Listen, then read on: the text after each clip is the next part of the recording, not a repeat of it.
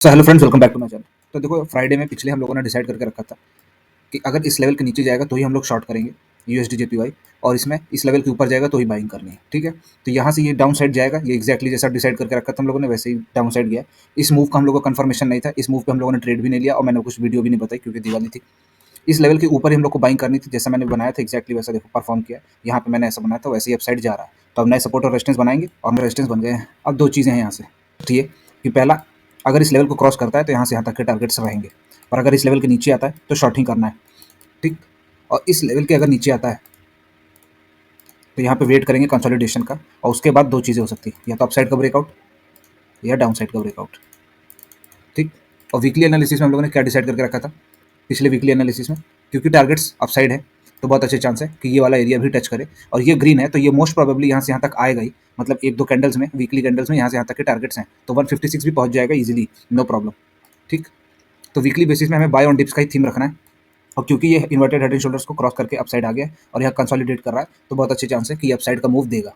ठीक, तो हमें बाइंग की अपॉर्चुनिटीज़ देखनी है, पर अगर किसी वजह से ये डाउन साइड आता है तो हम लोग इस लेवल के नीचे ही शॉर्ट करना चालू करेंगे, उससे पहले कोई शॉर्ट नहीं करेगा। बाइंग की अपॉर्चुनिटीज़ देखनी है, यहाँ पे स्कैल्प कर सकते हो, या अगर ये इस लेवल के नीचे आता है तो स्कैल्प की अपॉर्चुनिटीज़ देख सकते हो यहाँ से यहाँ तक के टारगेट के लिए, पर मेजरली बाइंग हमें अपसाइड की ही देखनी है। ठीक, बिटकॉइन में भी सेम। इसमें तो दो तीन चीज़ें होगी। फर्स्ट ये था कि अगर इस लेवल के नीचे से डाउन साइड आता है तो हमें शॉर्ट करना है, और बहुत लोगों का यहाँ पे ऐसा हिट हुआ होगा क्योंकि यहाँ पे एक एंट्री मिली थी, यहाँ पे रेजिस्टेंस था, यहाँ पे एंट्री लेने के बाद जिन लोगों ने भी यहाँ पे ट्रेड लिया होगा उनको कॉस्ट टू कॉस्ट तो इजीली निकल गया होगा। रीज़न क्या है कि ये यहाँ से आता है, इसने 1500 पॉइंट्स दिए, तो ये कम पॉइंट्स नहीं है, ये 1500 पॉइंट्स हैं। तो होपफुली सब लोगों ने कॉस्ट टू कॉस्ट भी ऐसे निकाल दिया होगा, ट्रेड लिया होगा, उनका कॉस्ट टू कॉस्ट नहीं तो ईजिली ट्रेल एसएल में 100 पॉइंट्स तो ईजिली मिल गए होंगे। 1500 में अगर किसी ने 100 पॉइंट्स भी नहीं लिया तो ट्रेडिंग करना छोड़ दो या दोबारा सोचने की कोशिश करो। ठीक, इस लेवल पे दो चीज़ें मैंने बोली थी कि अगर इस लेवल पे आता है तो जब तक स्ट्रेट लाइन मूव ऐसा सीधा नहीं आता है तब तक हम लोग अपसाइड का ट्रेड नहीं देखेंगे। ठीक, तो इसमें ये वाला मूव तो अपसाइड का आया, पर प्रॉब्लम क्या हुई कि ये स्ट्रेट लाइन में नहीं आया, यहाँ पे कंसोलिडेशन करने के बाद ये अपसाइड आया। ठीक, तो ये वाला पार्ट कैंसिल हो जाता है, भले ही ऊपर गया और हम लोग को टारगेट दिया इसने, यहाँ से यहाँ तक में भी टारगेट मिले हैं, वो भी 2000 पॉइंट्स के, पर इसका कोई मतलब नहीं है। इसमें हम लोगों ने ये डिसाइड किया था इस तरह का स्ट्रेट लाइन मूव आना चाहिए, तभी हम लोग अपसाइड वेट करेंगे और यहाँ पे कंसोलिडेशन करने के बाद ही अपसाइड का ट्रेड लेंगे। तो ऐसा कुछ हुआ ही नहीं और ये वापस नीचे आ रहा है। ठीक है, तो अब नए सपोर्ट और रेजिस्टेंस में मॉडिफाई कर देता हूँ। ठीक है, तो अब नए सपोर्ट और रेजिस्टेंस मॉडिफाई हो गए, और अब दो चीज़ें पहले मैं वीकली पे दिखा दूँ। वीकली पे देखो ये ऑलमोस्ट रेजिस्टेंस पे आ गया है। ठीक, ये वाला एरिया देखो, यहाँ पे एक बियरिश पैटर्न बन रहा है। रीजन बिंग, ये जब भी अपसाइड जाता है और नया लो लगाने से पहले अक्सर ऐसा मूव करता है।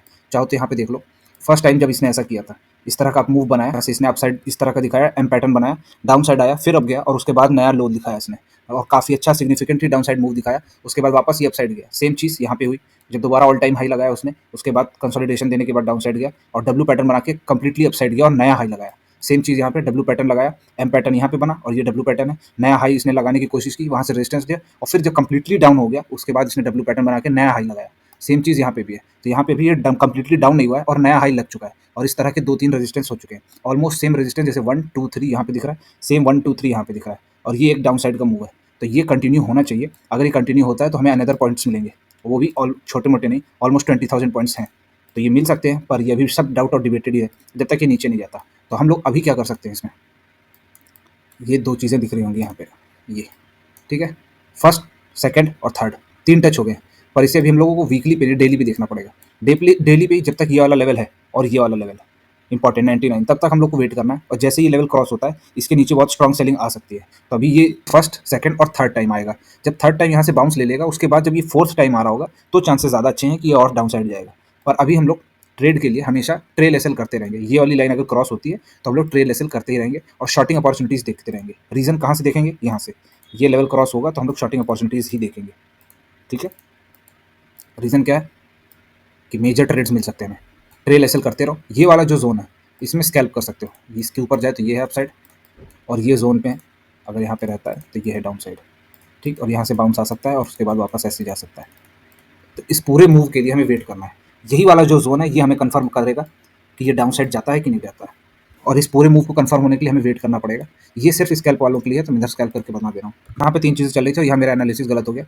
पहला ये कि यहाँ पे हम लोगों ने सोचा था बाइंग अपॉर्चुनिटीज़ के लिए, ऐसा कोई डब्ल्यू पैटर्न बनाया नहीं इसने, लेकिन एक बाइंग अपॉर्चुनिटी यहाँ पे मिली होगी, यहाँ पे जितने भी लोगों ने लिया उनका ऐसा हिट हुआ। ठीक, सेकंड मैंने ये बोला था अगर स्ट्रेट लाइन मूव आता है तो हमें अपसाइड की अपॉर्चुनिटीज़ देखनी चाहिए, तो ऐसा स्ट्रेट लाइन मूव डायरेक्टली तो कोई नहीं आया, लेकिन अगर किसी ने भी इस ड्राइंग पे ट्रेड ले लिया होगा तो उनको फिर ऐसा हिट हुआ होगा।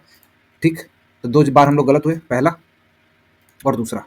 तीसरे वाले चांस में मैंने ये बताया था कि यहाँ से अगर रेजिस्टेंस मिलता है तो शॉर्ट टर्म के लिए हम लोग यहाँ से रेजिस्टेंस ले सकते हैं और यहाँ से यहाँ तक का रेजिस्टेंस मिलेगा और ये टारगेट मिलेगा। तो 30 भी लॉस हुआ होगा, इधर कवर हो गया होगा क्योंकि 370 पॉइंट्स तो ट्रेड तो मिला ही मिला है। ठीक, यहाँ पे मैंने बोला था कि अगर इसके नीचे आता है तो यहाँ पे एक डाउन साइड का मूव आ सकता है। फिर ये यहाँ से कंप्लीटली रिवर्स कर गया। रिवर्स करने की वजह से अब इसमें हम लोग दोबारा ट्रेड लेंगे क्योंकि अभी तक मैंने इसको देखा नहीं था। अभी डाउन साइड आ गया है तो मोस्ट प्रोबेबली चांसेस क्या है कि गोल्ड शायद अब की बार लो दे दे, क्योंकि इतनी बड़ी कैंडल आज तक नहीं बनी है गोल्ड में।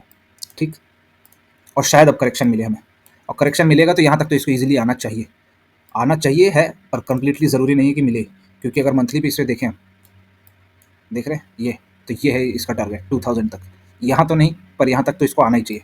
अब देखना ये है कि कब तक आता है ये, क्योंकि गोल्ड जब भी क्रैश करता है यहाँ पे, ये देखो यहाँ से लेकर यहाँ तक जब भी क्रैश करता है तो 33% गिरता ही है। और ये वाली कैंडल से आपको आइडिया लग जाएगा कि मैं किसकी बात कर रहा हूँ। देखो ये वाला जो रश था 2009 वाला, यहाँ से ये सीधा ही चलता गया। ठीक, एक साल में इसने 110% दिया है, और उसके बाद एक कैंडल ये वाली आई। इस कैंडल का मतलब क्या है, उसके बाद वॉलेटिलिटी आएगी, और इस वॉलेटिलिटी में दो चीज़ें हो सकती है, या तो वॉलेटाइल हो या वॉलेटाइल के बाद सीधा डाउन साइड का इस तरह का मूव दिखे। तो नेक्स्ट मूव ऐसा दिखने के लिए हमें वेट करना पड़ेगा वीकली में। ठीक, वीकली और मंथली का चार्ट ऑलमोस्ट सेम है, तो यहाँ से दो चीज़ें हो सकती है, वॉलेटिलिटी या फिर एकदम ये मूव कंटिन्यू रहेगा। तो इसमें लोगों ने उस हिसाब से डिसाइड करेंगे कि किधर की तरफ ट्रेड लेना है। अब मैं सपोर्ट और रेजिस्टेंस में मॉडिफाई कर देता हूँ, कर दिए मैंने। अब इसमें दो चीज़ें एकदम पॉसिबल और क्लियर दिख रही हैं। फर्स्ट ये कि कोई भी चीज़ अगर यहाँ से रेजिस्टेंस बनाती है तो हमें रेजिस्टेंस का ही ट्रेड देखना है। ठीक, मोस्टली चांसेस ऐसे हैं कि इस तरह परफॉर्म करेगा, और जब तक ये इस लेवल के ऊपर नहीं जाता हम लोग ट्रेड ही नहीं लेंगे। रीज़न क्या है कि यहाँ पे कई सारी चीज़ें हो सकती हैं। यहाँ पे ये कंसोलिडेट करके वापस कंटिन्यू कर सकता है डाउन मूव, या यहाँ से कंटिन्यू करके अप साइड मूव दे सकता है और उसके बाद यहाँ पे क्रॉस करेगा। तो बेटर ऑप्शन है कि वेट करें और यहाँ से यहाँ तक के टारगेट देखेंगे, अगर मिलता है तो ट्रेड हमें यहाँ से डाउन साइड का ही ट्रेड लेना है। वेट करो यहाँ पे रिट्रेसमेंट का, जिसको भी अगर यहाँ पे ट्रेड मिलता है तो यहाँ पे डाउन साइड ही मूव देखेंगे हम लोग ट्रेड। ठीक, रीज़न क्या है कि गोल्ड में क्रैश आ सकता है और अच्छा आ सकता है। बैंक निफ्टी में लोगों ने इसका कुछ एनालिसिस किया नहीं था, सिवाय एक चीज़ के कि अगर ये लेवल पे मार्केट खुलता है तो यहाँ से यहाँ तक के टारगेट हैं, पर ये गैप अप ही खुला और अब यहाँ से रेजिस्टेंस ले रहा है। यहाँ पे भी सेम चीज़ ही है, हमें वेट करना है कि जैसे ही ये वाला एरिया क्रॉस होता है, ये वाला एरिया अभी भी होल्ड करता है, स्टिल ट्रू। बाकी मैं सपोर्ट और रेजिस्टेंस में मॉडिफाई कर देता हूँ। अगर ये इस लेवल के नीचे आता है यहाँ पे सपोर्ट जैसा कुछ बनाने के बाद, तो चांस बहुत अच्छे हैं कि हम लोग को डाउन साइड ही मिले और वो क्रैश करे। रीज़न क्या है, वीकली पे देखो नया हाई लगा है। ऑलमोस्ट जब भी नया हाई लगता है, ये था पुराना हाई, ये देखो नया हाई, उसके बाद नीचे, फिर ऑल टाइम हाई, फिर कंप्लीटली नीचे, फिर ऑल टाइम हाई यहाँ पे लगा नहीं, फिर भी नीचे गया, इसे छोड़ देते हैं, फिर ऑल टाइम हाई नीचे। उसके बाद जब भी नया ऑल टाइम हाई लगता है वीकली बेसिस पे, उसके बाद कंप्लीटली डाउन साइड 3 से 4% मिलता ही मिलता है। यहाँ पे भी देखो ऑल टाइम हाई लगा, उसके बाद कंटिन्यूएशन में 2 से 1% गया, उसके बाद वो कंप्लीटली फिर नया नीचे गया 2% 3%, फिर ऑल टाइम हाई के बाद एक आधा परसेंट ऊपर गया, उसके बाद फिर डाउन साइड है 4%। अब ये फिर ऑल टाइम हाई लगा है। और रीज़न क्या है, एक चीज़ और, कि ये सीधा डायरेक्शन में गया है, सीधा देख लो। जब भी ये इस तरह अप साइड जाता है तो बहुत अच्छे चांसेस होते हैं कि वो और कंप्लीटली नीचे जाएगा। सेम चीज़ इसमें भी है कि जैसे ही ये अगर रुक के जाता तो अच्छा था, पर ये रुक के नहीं गया, ये सीधा ही डायरेक्शन में गया, तो चांसेस अच्छे हैं कि हमें और डाउन साइड मिले। और ये कंप्लीटली यहाँ से जो प्रीवियस हाई था ऑल टाइम हाई का, उसके कंटिन्यूएशन में ऑलमोस्ट 1% गया है। तो अब ये चांसेस अच्छे हैं कि हमें 4% डाउन साइड मिले। तो बियरिश मतलब सेल ऑन राइज हमें करना है अगर मार्केट खुलता है तो। अगर अप साइड खुलेगा तो हम लोग बाइंग के ही ट्रेड्स देखेंगे, डाउन साइड का ट्रेड कोई नहीं देखेगा। ठीक है, यहाँ पे अगर बाइंग मिलती है तो बाइंग देखेंगे, पर क्वांटिटी हाफ रहेगी। एनी चांस इसके नीचे आता है तो हम लोग सेल की अपॉर्चुनिटी देखेंगे। बेस्ट ऑप्शन ये रहेगा कि इसके नीचे सेल की ऑप्शन देखो। अगर इसके नीचे आता है तो ही सेलिंग अपॉर्चुनिटी सबसे ज़्यादा बेस्ट मिलेगी। मैं सपोर्ट और रेजिस्टेंस में मॉडिफाई कर देता हूँ, और यहाँ से अगर किसी को डाउन साइड मिलता है, ये वाले एरिया में यहाँ पे ऐसे रेजिस्टेंस मिलता है, तो डाउन साइड के ट्रेड देखने, कोई इसमें वैसी वाली बात नहीं। पर ये वाला लेवल जो पूरा बना है ये इस तरह का बनना चाहिए, और यहाँ से फिर दो चीज़ें होंगी, या तो बाइंग आएगी या डाउन साइड आएगा, जो हम लोगों ने यहाँ पे प्रेडिक्ट करके रखा है। ठीक, डाउन साइड मिलता है तो ट्रेड है, और एक ट्रेड यहाँ पे मिल सकता है, ये भी हाफ क्वांटिटी में कर सकते हो। यहाँ से हो सकता है बाइंग आ जाए।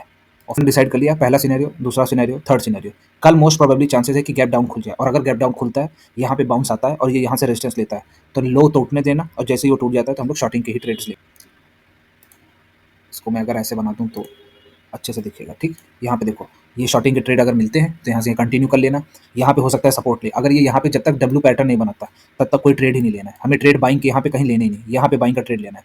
और अगर इसके नीचे आता है और या गैप डाउन खुल जाता है तो भी हम लोग यहाँ पे सेलिंग की ट्रेड्स लेंगे। उसके बाद अगर इस लाइन के ऊपर रहेगा तो बाई, इस लाइन के नीचे तो सेल। क्रूड में तो हम लोगों ने डिसाइड किया था कि हम लोग बेरिश ही रहेंगे, और इसमें अच्छा डाउन साइड आना था, पर क्या हुआ, इसमें सीधा ही अपसाइड आ गया। तो होपफुली जिन लोगों ने भी ट्रेड यहाँ पे लिया होगा उनको पर लॉट 1000 तो मिला है, पर उसके बाद हम लोग अब बियरिश नहीं रहेंगे क्योंकि ये अब साइड खुल गया है। पर एक चीज़ जो सबसे मेजर है वो ये है कि जब तक ये वाला लेवल क्रॉस नहीं होता, ये वाला, तब तक हम लोग बाइंग के ट्रेड्स नहीं देखेंगे। ये लेवल क्रॉस होने दो तो ही बाइंग के ट्रेड्स देखना है, उससे पहले कोई बाइंग का ट्रेड नहीं देखेगा। ये जितने भी रेजिस्टेंस है इनको ऐसे ही कंप्लीटली करने दो। ये जो करता है इसे यहाँ पे करने दो, अभी कोई ट्रेड नहीं लेना है। इसके नीचे ही हम लोग ट्रेड लेंगे, उससे पहले कोई ट्रेड नहीं लेगा। ठीक है, बियरिश हम लोग इस लेवल पे ही होंगे, यहाँ पे, ठीक, या यहाँ पे। जब तक ऐसा कुछ होता नहीं कोई ट्रेड नहीं लेगा। ये वाला जोन है नो ट्रेड। ठीक है, सेंसेक्स में जैसा बताया था, इसके नीचे अगर खुलता है तो हम लोग बियरिश होने वाले थे। ये ऐसा कुछ हुआ ही नहीं। यहाँ पे मैंने कहा था अगर बाइंग अपॉर्चुनिटी मिलेगी तो लेना। यहाँ पे भी सेम चीज़ हुआ, गैप अप खुल गया और इसी रेंज में रहा। तो अपना सपोर्ट और रेजिस्टेंस मॉडिफाई कर लेते हैं। वैसे इसमें भी क्रैश आ सकता है क्योंकि आएगा तो सब में आएगा।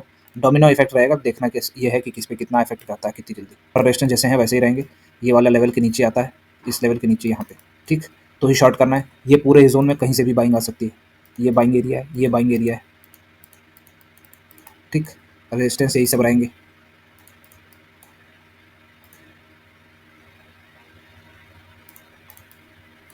ठीक, वीडियो अच्छी लगी तो like and share friends, thank you.